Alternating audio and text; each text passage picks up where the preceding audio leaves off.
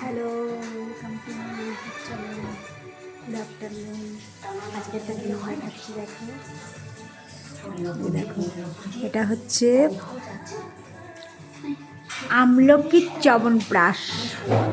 Ingredients হচ্ছে আমলকি, কাঁচা হলুদ, তেঁতুলের পাল্প, তারপরে জিরে ধনের গুঁড়ো, গোলমরিচের গুঁড়ো, তারপরে গোটা গরম মশলার গুঁড়ো, মানে এলাচ লবঙ্গ, মধু, একদম অথেন্টিক বাংলাদেশ থেকে আনা আখের গুড়।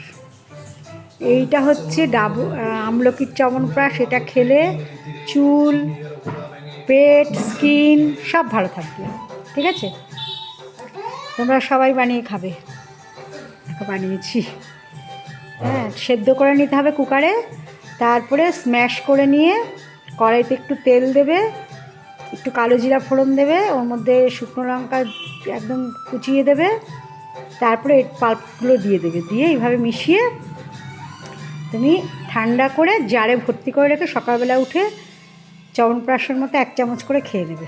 ঠিক আছে, বাই, টাটা। দিদি।